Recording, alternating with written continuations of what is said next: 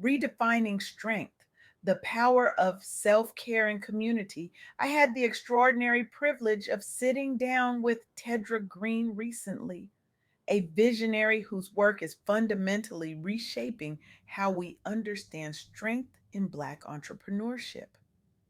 What struck me most about our conversation wasn't just her brilliance or her insights, though both are formidable. It was how she's creating a revolution of care in spaces where burnout has been normalized for generations. Tedra isn't just talking about change, she's architecting it, creating frameworks that allow Black professionals to thrive without sacrificing their well being. Her work isn't just important, it's transformative, offering liberation from patterns that have kept too many brilliant minds trapped in cycles of exhaustion. Have you ever caught yourself in that strange moment of perverse pride when telling someone how little you've slept or how long it's been since you took a day off? 4 hours of sleep last night, third night this week. Vacation? What's that? Haven't taken one in 3 years. Weekend plans? Just catching up on work as usual. We deliver these statements with this bizarre cocktail of complaint and boasting, as if our capacity to endure misery somehow proves our worth, our dedication, our strength. But here's a radical thought. What if the strongest thing you could do today isn't powering through another meeting on fumes?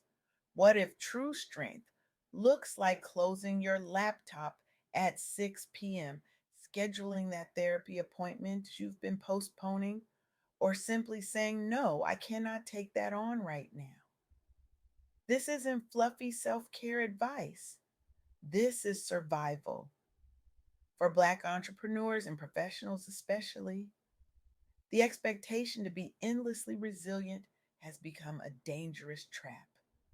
We're told to hustle harder, push further, break barriers, all while carrying the weight of systemic inequities on our shoulders. And somewhere along the way, taking care of ourselves became optional, a luxury rather than a necessity. But as Tedra Green's research reveals, this paradigm is finally, thankfully shifting. A new definition of strength is emerging, one that honors boundaries, prioritizes wellness, and recognizes that sometimes the most powerful thing we can do is rest. Let me introduce you to Cassandra Hill. After years in corporate America, Hill founded Holistic Living Consulting specifically to support Black women entrepreneurs drowning in burnout. Her clients came to her successful by conventional metrics, but falling apart behind closed doors. One client, a woman whose business had recently crossed the $1 million threshold, confided in Hill, I'm making more money than I ever dreamed possible, but I cry in my car every morning before I walk into my office. Everyone thinks I've made it, but I feel like I'm dying inside. Another told her, my Instagram shows a perfect life. My reality is panic attacks and insomnia. I'm terrified someone will discover I'm barely holding it together. Hill's approach wasn't complicated, but it was revolutionary. She told these women that wellness isn't optional, it's foundational. Success built on the ruins of your health isn't success at all. The first thing I tell my clients, Hill shared, is to be transparent about when they're tired. We've been conditioned to hide our exhaustion, to push through no matter what. But acknowledging when you need rest isn't weakness, it's wisdom. Her journey to this realization wasn't theoretical. Hill had neglected her own well being for years, watching her mental health deteriorate even as her business grew. She developed chronic insomnia, anxiety that made simple decisions paralyzing, and physical symptoms that doctors couldn't explain. It took reaching a breaking point, being unable to get out of bed for 3 days, for her to recognize that success without wellness is a hollow victory. Today, Her clients learn to integrate healing practices into their entrepreneurial journeys. They're redefining what it means to be strong and successful in business. And the results speak for themselves. Not just healthier founders, but more sustainable businesses. This redefinition of strength isn't just about individual well being, it's about sustainability. It's about creating businesses and careers that don't require us to sacrifice our health, our relationships, or our joy. Consider Venus Quates, founder of LaunchTech. As a Black woman in STEM, Quates faced isolation and underrepresentation at every turn. The statistics were staggering. Only 1% of Black owned firms ever reach $1 million in revenue. The odds were stacked against her from the start. But Quace didn't just push through these barriers with gritted teeth and sheer determination. She built systems that allowed her to thrive despite them. She proactively recruited diverse talent, creating the inclusive environment she wished she'd had. She leveraged her military background not just for discipline, but for strategic planning. And perhaps most importantly, she instituted quarterly self care resets for herself and her staff. I learned that resilience isn't just about weathering storms, Quates explained. It's about building structures that help you navigate them more effectively. It's about knowing when to ask for help, when to rest, and when to push forward. Her approach worked brilliantly. Launch Tech made the Inc. 500 list 3 times. The company expanded into healthcare and energy sectors, and through it all, Quates maintained a commitment to giving back, establishing mentorship pipelines for young girls entering tech fields and quietly funding scholarships. What's remarkable about Quate's story isn't just her business success, it's how she achieved it.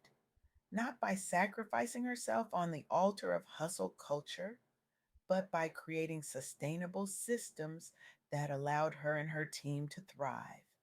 This brings me to another crucial aspect of redefining strength: community.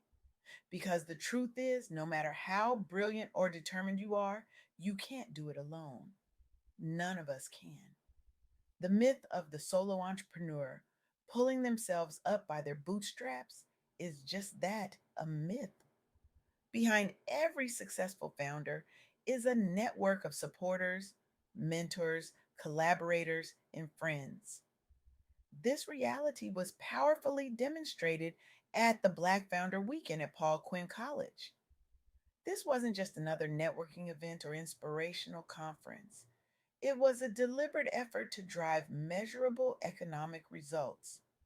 Over $100,000 in direct impact for local Black entrepreneurs over just 3 days. The challenges these founders faced were significant. Despite being among the fastest growing entrepreneur groups, Black business owners received less than 1% of venture funding. The playing field isn't just uneven, it's fundamentally broken. But rather than accepting this reality, the organizers of Black Founder Weekend created an alternative ecosystem. They facilitated curated investor matchups, they hosted revenue focused workshops and retail innovation labs. They organized cultural networking sessions where founders could connect authentically. Perhaps most importantly, they centered candid conversations about capital access, led by prominent leaders like Rachel Cargill.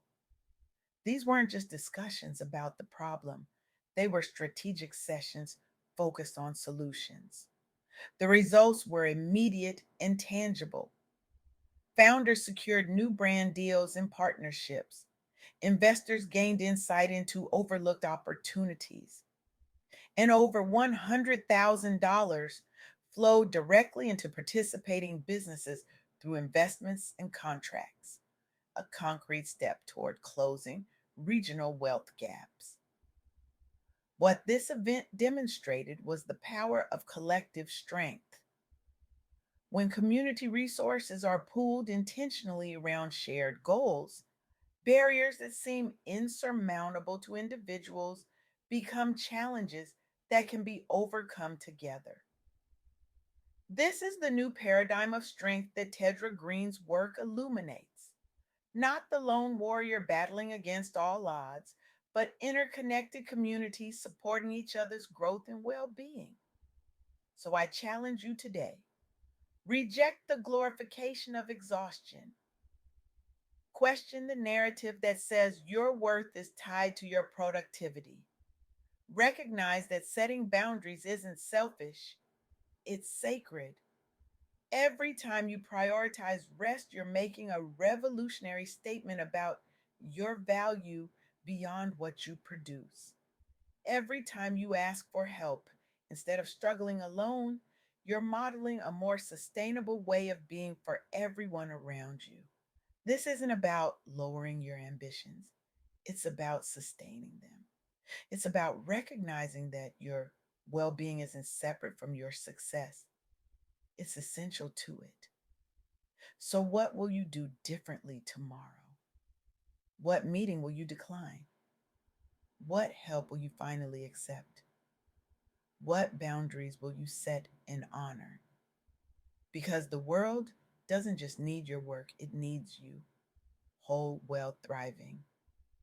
And that begins with redefining strength, not as endurance of suffering, but as the courage to prioritize your well being in a culture that tells you it's optional.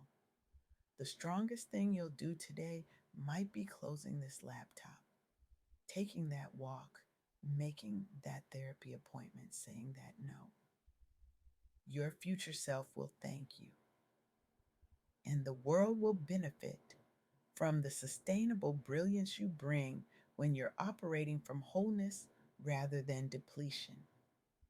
This is the revolution we need, not just individual acts of self care, but a collective reimagining of what it means to be strong, to be successful, to be worthy. It starts with you.